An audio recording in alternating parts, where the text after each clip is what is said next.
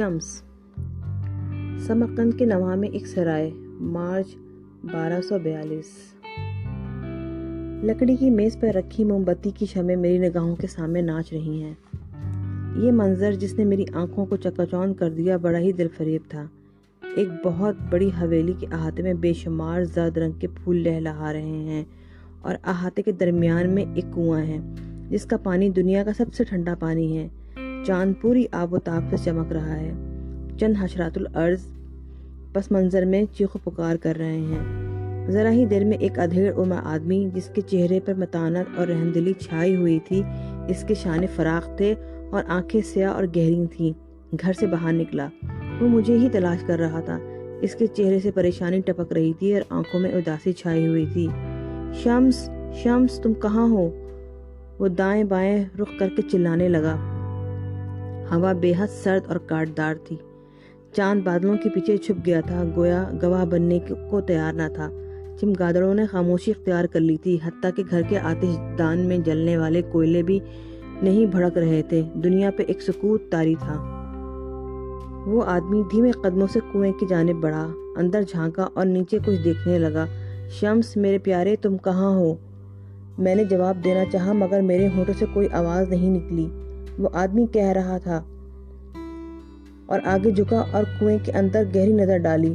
پہلے پہل تو اسے کچھ بھی نظر نہ آیا سوائے اندھیرے کے، مگر پھر اندھیرا بہت گہرائی بلکہ کنویں کی تہہ میں ٹھہرے ہوئے پانی میں اسے میرا بہتا ہوا ہاتھ دکھائی دیا، اور پھر اس نے دو آنکھوں کو دیکھا، دو روشن سیاہ پتھر جو بادلوں کے پیچھے سے ابھرے ہوئے چاند کو دیکھ رہے تھے۔ میری آنکھیں چاند پر جمی ہوئی تھیں، گویا آسمان سے اپنے قتل کی وضاحت مانگ رہی ہوں۔ اب وہ آدمی گھٹنوں کے بل جھک گیا اور چیخنے چلانے لگا اور اپنا سینہ پیٹنے لگا۔ کسی نے اسے قتل کر دیا، کسی نے میرے شمس کو مار ڈالا، وہ آہوزاری کر رہا تھا۔ اسی اثنا میں جھاڑیوں سے ایک سایہ نکلا اور بڑی تیزی سے چھلانگ لگا کر باغ کے دوسری طرف کود گیا، مگر اس آدمی کو کچھ پتہ نہ چلا۔ غم و اندوہ کے عالم میں وہ مسلسل بین کرتا رہا، یہاں تک کہ اس کی آواز پھٹ گئی اور وہ بے ہوش ہوتے ہوتے رہ گیا۔ کون ہو تم؟ یہ جنونیوں کی طرح چیخنا چلانا بند کرو۔ دوسری طرف خاموشی طاری تھی۔ اگر تم نے یہ بےہودہ آوازیں بند نہ کی تو تمہیں مار مار کر باہر نکال دوں گا۔ دوسری جانب پھر خاموشی۔ میں نے کہا، اپنی زبان بند کرو۔ کیا تمہیں میری بات سنائی نہیں دے رہی؟ اب خاموش ہو جاؤ۔ یہ ایک مردانہ آواز تھی اور میرے بہت قریب سے آ رہی تھی۔ میں نے ایسا ظاہر کیا گویا میں نے کچھ نہیں سنا۔ میں اپنے اندر ہی قید رہنا چاہتا تھا تاکہ موت کی حقیقت سے مزید کچھ جان سکوں۔ میں اس آدمی کو بھی پہچاننا چاہتا تھا جو میری طرف غمناک نگاہوں سے دیکھ رہا تھا۔ وہ آخر کون تھا؟ میرا اور اس کا کیا رشتہ تھا؟ اور وہ ایسی سرد رات میں مجھے کیوں تلاش کر رہا تھا؟ مگر قبل اس کے کہ میں اپنی روح میں مزید جھانک سکتا، کسی نے مجھے بازو سے پکڑ کر اٹھایا اور ایک زوردار جھٹکا دیا۔ مجھے لگا جیسے میرے دانت نکل کر حلق کے اندر چلے گئے ہیں۔ یہ جھٹکا مجھے دنیا میں واپس لے آیا۔ دھیرے دھیرے میں نے آنکھیں کھولی اور اس مہربان کی طرف دیکھا جو میرے قریب ایک طرف کھڑا ہوا تھا۔ وہ ایک طویل القامت صحت مند آدمی تھا۔ اس کے بال سفید ہو چکے تھے اور مونچھیں بے حد گھنی تھیں اور نوکدار انداز میں مڑی ہوئی تھیں۔ یہ وہ شخص تھا جس کی دھمکیوں سے لوگ گھبرا کر شرارتیں چھوڑ دیتے ہیں۔ اس وقت وہ شدید غصے میں بھرا ہوا تھا۔ کیا بات ہے؟ میں نے ڈرتے ڈرتے پوچھا۔ آپ میرا بازو کیوں کھینچ رہے ہیں؟ میں کیا چاہتا ہوں؟ سرائے کا مالک الرعیت، تم خواہ کیوں چلا چلا کر لوگوں کا دماغ خراب کر رہے ہو؟ تمہاری یہ چیخ و پکار سن کر میرے گاہک بھاگ جائیں گے۔ کیا واقعی میں کوئی ہنگامہ کر رہا ہوں؟ میں بڑبڑایا اور اس کے ہاتھوں سے اپنا بازو چھڑا لیا۔ تم ایک ریچھ کی طرح دہاڑ رہے تھے جس کا ایک پنجہ شکنجے میں پھنس گیا ہو۔ تمہارے ساتھ کیا حادثہ پیش آیا؟ کیا تم نے رات کو بہت زیادہ کھا لیا تھا یا تم کوئی بھوت دیکھ کر ڈر گئے تھے؟ مجھے اندازہ ہو گیا یہ شخص خواہ بات کو بڑھا رہا ہے، نہ جانے وہ کیا چاہتا تھا، مگر میں بھی جھوٹ نہیں بولنا چاہتا تھا۔ نہیں جناب، میں نے کوئی ڈراؤنا خواب نہیں دیکھا۔ میں نے کہا، دراصل مجھے خواب نہیں آتے۔ تو پھر اس شور ہنگامے کی کیا وضاحت کرو گے؟ سرائے کا مالک میری جان چھوڑنے پر راضی نہیں تھا۔ اس کا تعلق کچھ بصیرت اور کشف سے ہے۔ آپ کو یہ بات عجیب سی لگی ہوگی، بہرحال میں اس کی تشریح نہیں کر سکتا۔ اس نے میری جانب عجیب نظروں سے دیکھا اور مونچھوں پر تاؤ دینے لگا۔ چند لمحوں کے بعد بولا، تم درویش قسم کے لوگ عجیب مجنون یا دیوانے ہوتے ہو، جیسے کوئی چوہا اناج کے گودام میں گھس گیا ہو، خصوصاً تم جیسے آوارہ گرد۔ دن بھر روزہ رکھتے ہو اور عبادت میں گزارتے ہو اور دھوپ میں مارے مارے پھرتے ہو۔ ایسے میں دماغ نہیں گھومے گا تو اور کیا ہوگا؟ میرے چہرے پہ مسکراہٹ اود آئی۔ شاید وہ صحیح کہہ رہا تھا، خدا کو تلاش کرنے والوں کی دنیا والے ایسے ہی کہتے ہیں۔ 2 ملازم لڑکے نمودار ہوئے۔ ان کے ہاتھوں میں ایک بڑی سی ٹرے تھی۔ ٹرے میں پلیٹیں سجی ہوئی تھیں اور ان میں تازہ بکرے کا گوشت کے بھنے ہوئے پارچے رکھے ہوئے تھے، نمکین خشک مچھلیاں، مسالے دار گائے کا گوشت، گندم کی روٹیاں، مرغ کی بوٹیاں، کوفتے اور شیشے کے پیالوں میں سوپ۔ یہ سب سامان سرائے میں ٹھہرے ہوئے مہمانوں کے لیے تھا۔ یہ سب کچھ لے کر لڑکے آگے بڑھ گئے اور میرے لیے فضا میں خوشبو چھوڑ گئے، مگر جاتے جاتے سوپ کا پیالہ اور بادامی رنگ کی ایک روٹی میرے قریب ڈال گئے۔ اس قدر اشتہا انگیز خوراک دیکھ کر میری رال ٹپکنے لگی تھی۔ کیا تمہارے پاس ان کی قیمت ادا کرنے کے لیے رقم ہے؟ سرائے کے مالک نے حقارت سے میری طرف دیکھتے ہوئے پوچھا۔ نہیں، رقم تو میرے پاس نہیں ہے، مگر رہائش اور کھانے کے بدلے میں تمہیں تمہارے خواب کی تعبیر بتا سکتا ہوں۔ جواب میں اس نے طنزاً نگاہوں سے میری طرف دیکھا اور دونوں ہاتھ اپنے کولوں پر رکھتے ہوئے بولا، تم تو کہتے ہو کہ تم کبھی خواب نہیں دیکھتے۔ ہاں، میں خواب نہیں دیکھتا ہوں، مگر خوابوں کی تعبیر بتا سکتا ہوں۔ میں تمہیں اٹھا کر باہر پھینک دوں گا، جیسا کہ میں نے پہلے بھی کہا ہے کہ تم درویش لوگ بہروپیے اور مداری ہوتے ہو۔ اس نے نفرت سے ایک طرف تھوکا اور کہنے لگا، میری مانو تو ایسا کرو کہ نیک اور شریف عورت سے شادی کر لو اور بچے پیدا کرو۔ تم نے بہت عبادت کر لی اور دنیا دیکھ لی، شادی کے بعد تم اپنی سطح پر آ جاؤ گے۔ دنیا کے دھکے کھانے سے تمہیں کیا ملے گا؟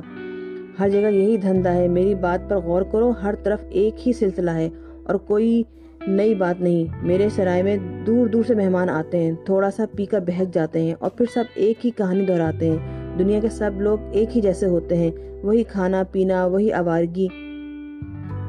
مجھے یہ سب کچھ نہیں چاہیے، میں تو خدا کی تلاش پہ نکلا ہوا ہوں۔ میں نے ایمانداری سے کہا، مجھے تو بس خدا کی تلاش کرنا ہے اور یہی میری جستجو کی انتہا ہے۔ تو پھر تم اسے غلط جگہ پر تلاش کر رہے ہو۔ اس کی آواز میں ایک پیار اور شفقت آ گئی۔ خدا نے یہ دنیا چھوڑ دی ہے اور ہمیں اندازہ نہیں کہ وہ کب واپس آئے گا۔ میرا دل اچھل کر حلق میں آ گیا۔ خدا کے بارے میں جب کوئی نازیبہ گفتگو کرتا ہے تو گویا وہ خود کو گالی دے رہا ہو، میں نے کہا۔ سرائے کے مالک کے منہ سے ایک استہزائیہ قہقہہ پھوٹ پڑا۔ میں نے اس کے چہرے پہ تلخی اور برہمی کے آثار دیکھے۔ میرے دل کو شدید صدمہ پہنچا۔ کیا خدا نے یہ نہیں کہا کہ میں تمہارے دل کے بے حد قریب ہوں، بلکہ رگ رگ میں سمایا ہوا ہوں؟ میں نے اسے سمجھانے کی کوشش کی۔ خدا کہیں دور آسمان پر چھپ کر نہیں بیٹھا ہوا ہے، وہ ہم میں سے ہر ایک کے اندر موجود ہے، اس لیے وہ ہماری طرف سے لاپرواہ نہیں ہے۔ کیا خود کوئی اپنے آپ سے لاپرواہ ہو سکتا ہے؟ مگر ایک حد تک اسے لاابالی بھی کہا جا سکتا ہے، وہ بولا۔ اس کی آنکھوں میں غستاخی اور سرکشی آ گئی۔ اگر ہم کسی مشکل میں ہوتے ہیں اور وہ ہماری کوئی مدد نہیں کرتا تو پھر ہم اس کے بارے میں کیا کہہ سکتے ہیں؟ جناب، پہلا قاعدہ قانون تو یہ ہے کہ خدا ایک براہ راست خیال سمجھا جاتا ہے جو ہم اپنے اندر محسوس کر سکتے ہیں۔ اگر خدا ہمارے دل میں ڈر اور خوف پیدا کر دے تو اس کا مطلب یہ ہوگا کہ ہم حد سے زیادہ خوفزدہ ہیں، لیکن اگر ہم یہ محسوس کریں کہ اس کے پاس ہمارے لیے محبت اور مشفقت بھی موجود ہے تو گویا ہم اس کے بے حد قریب ہیں۔ سرائے کے مالک کے چہرے پہ تذبذب کے آثار نمودار ہوئے، لیکن پھر بول اٹھا، کچھ لوگ یہ بھی کہتے ہیں کہ خدا صرف ایک تصوراتی خیال ہے، اس کا کیا مطلب ہے؟ ابھی میں کوئی جواب نہ دینے پایا تھا کہ ڈائننگ ہال میں ایک ہنگامہ برپا ہو گیا۔ ہم دونوں دوڑ پڑے اور ہم نے دیکھا کہ 2 وحشی قسم کے افراد جنہوں نے کافی پی ہوئی تھی ایک دوسرے سے گالم گلوچ اور شوقیانہ گفتگو کر رہے ہیں، اور پھر دونوں یکایک ایک دوسرے پہ جھپٹ پڑے۔ ان بدماشوں کو سبق سکھانا پڑے گا، سرائے کے مالک نے غصے سے دانت کچکچاتے ہوئے کہا۔ ذرا دیکھو میں ان کے ساتھ کیسے نپٹتا ہوں۔ پلک جھپکتے میں اس نے ان دونوں میں سے ایک کو گریباں سے پکڑا اور اس کے چہرے پہ ایک زبردست مکہ رسید کیا۔ اس آدمی کو شاید اس سلوک کی توقع نہ تھی۔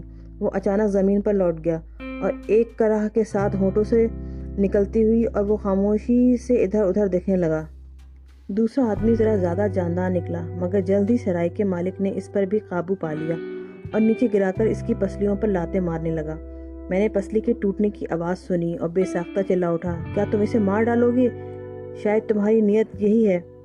ایک صوفی کی حیثیت سے میں نے قسم کھائی تھی کہ میں کسی پہ ظلم نہیں ہونے دوں گا۔ گناہوں اور جور و ستم سے بھری ہوئی اس دنیا میں بے شمار لوگ جارحانہ مزاج کے مالک ہیں اور ذرا سی بات پر لڑنے مرنے کو تیار ہو جاتے ہیں، کچھ لوگ معقول وجہ اور اپنے حق کے لیے بھی لڑتے ہیں، مگر صوفیوں پر فرض ہے کہ وہ اپنے حق کے لیے بھی جھگڑا نہ کریں۔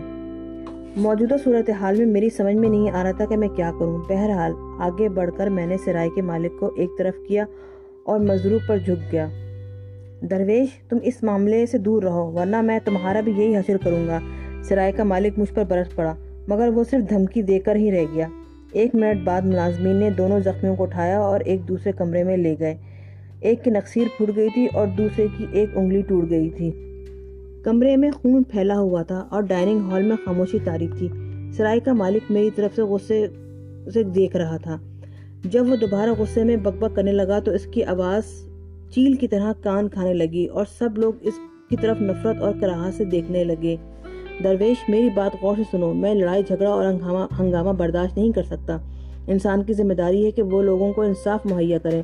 آئندہ جب خدا سے تمہاری بات چیت ہو تو اسے اس معاملے کی خبر دینا، اسے بتا دینا کہ معصوم انسان کبھی کبھی وحشی بھیڑیے بھی بن جاتے ہیں۔